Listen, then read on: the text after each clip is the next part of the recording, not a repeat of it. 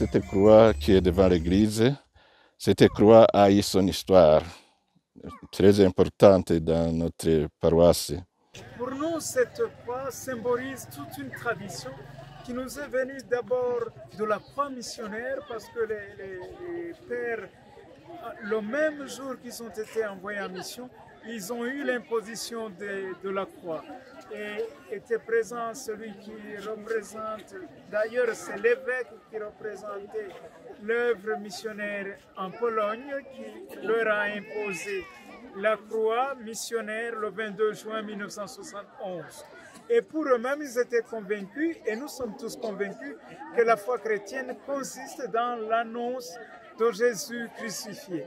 Alors c'est cela qu'ils ont apporté. Quand ils sont arrivés en Pinga, ils ont trouvé déjà que les lieux de prière du chapelet étaient marqués par le signe de la croix, de petites croix dont certaines étaient même suspendues sur les arbres.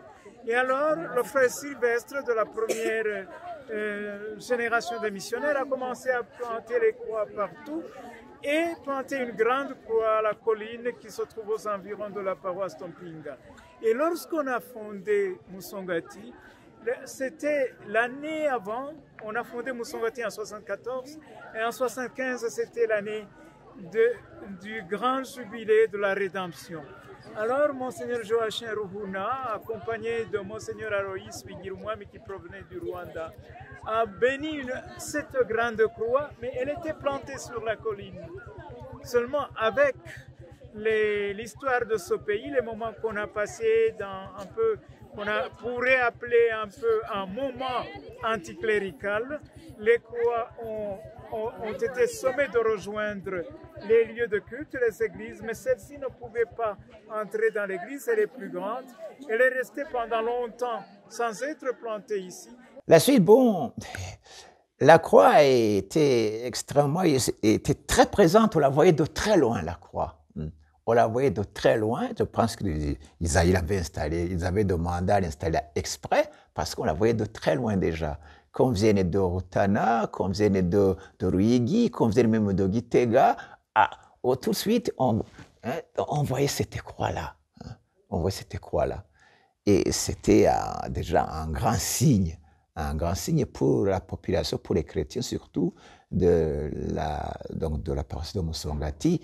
Pour eux, cette croix-là représentait déjà, pour eux, voilà, une grande avancée dans leur foi chrétienne.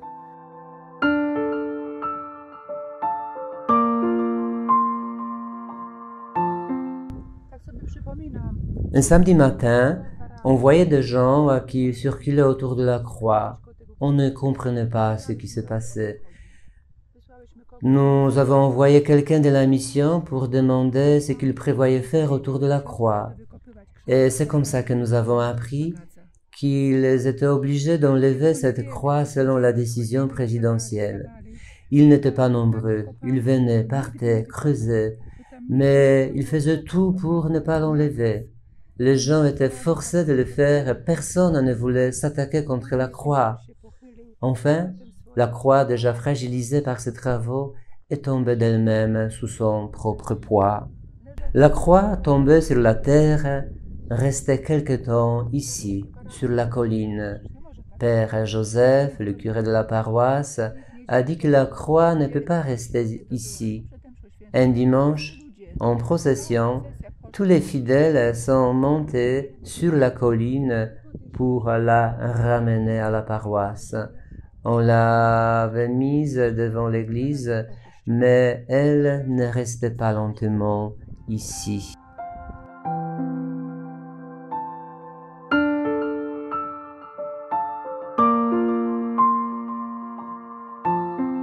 Quand la croix est venue de la montagne, était plantée ici.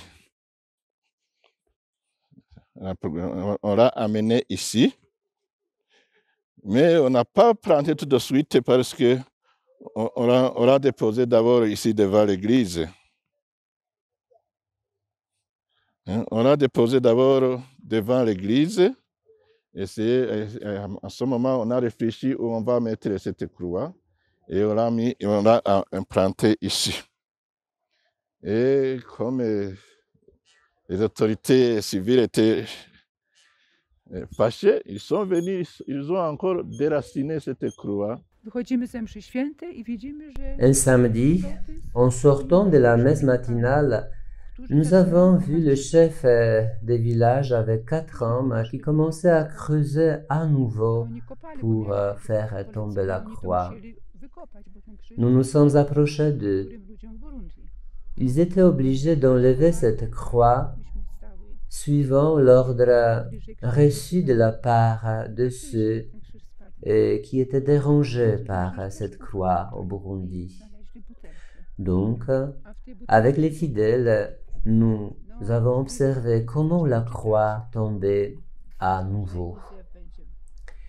Après quelque temps, le chef des villages a reçu l'ordre qui disait que la croix ne pouvait pas rester devant l'église, qu'il fallait l'enlever de la place et cacher pour qu'elle ne dérange plus les gens. Donc, avec les curés, nous nous sommes demandé où la mettre, parce que c'est une construction immense. Ce n'est pas facile de trouver une place appropriée. Nous nous sommes convenus de la mettre chez nous au jardin de sœurs, qui était spacieux, bien aménagé, discret. Nous allons prier là-bas. Les fidèles, les enfants vont la fréquenter en discrétion. Donc, un jour avec les fidèles, nous l'avons amenée chez nous, là-bas, tout proche de la mission. Et la croix restait avec nous un bon temps, plusieurs mois, jusqu'au moment où la situation s'est calmée un peu.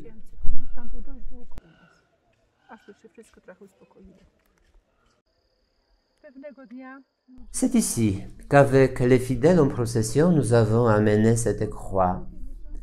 Souvent, nous prions le chapelet, les enfants amènent des fleurs pour la décorer, les fidèles venaient prier pour la paix au Burundi, pour que cette persécution cesse, pour pouvoir professer la foi dans la liberté. Après plusieurs mois, la situation s'est stabilisée. Les fidèles l'ont amené à nouveau devant l'église. On l'a amené et on l'a planté ici où vous voyez cette fleur. On a planté la fleur. C'est là l'endroit où on avait mis la croix. Avant de raciner, encore de la mettre là devant l'église. La croix était ici. Mais comme on voyait que ça peut aussi être dangereux parce que parfois il y a des tremblements de terre, il y a aussi... On a vu que d'abord c'était dangereux que ça peut tomber sur les maisons, mais aussi la croix devait être visible, comme la croix va avec l'église, et c'était un signe que les chrétiens aussi, tout le monde, que la croix soit visible. On l'a amené aussi là devant l'église. Tous les chrétiens, les pèlerins sont toujours autour de cette croix. Et vous voyez, toujours c'est plein. Le 16 juillet, on arrive même là, dans le coin là-bas. Il n'y a plus de place, même ici à l'hôpital, on ne trouvait pas de place. Et alors, c'est maintenant, comme on est en train de construire ici le sanctuaire, cette colline-là, à côté du sanctuaire, ce sera un grand signe du sanctuaire ici, parce que c'est un signe significatif.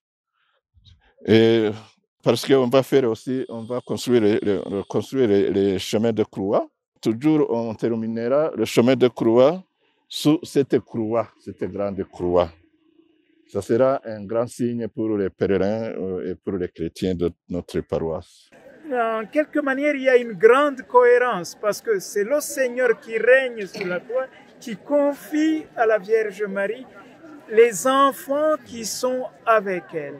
Et alors, comme ça, nous considérons la croix comme le grand message de l'évangélisation qui est venu avec les missionnaires, qui les accompagne, qui a trouvé des attentes parmi le peuple, de manière qu'on pourrait dire, c'est la croix qui nous a sauvés, c'est la croix qui nous a délivrés, comme nous le disons en Kirundi, de manière que la croix et la Vierge Marie ici à Musongati, dans l'histoire missionnaire, dans l'histoire de l'évangélisation, sont liées. Et pour nous les Carmes, c'est lié aussi à ce que nous sommes, parce que déjà dans notre règle, à partir du jour de l'exaltation de la croix jusqu'à Pâques, nous marquons ces mois par une retenue dans les consommations, ce qu'on appelait jeûne, mais pour marquer que toute notre vie est marquée par le Christ glorifié, comme il avait dit, quand je serai élevé de terre, j'attirerai à moi tous les hommes.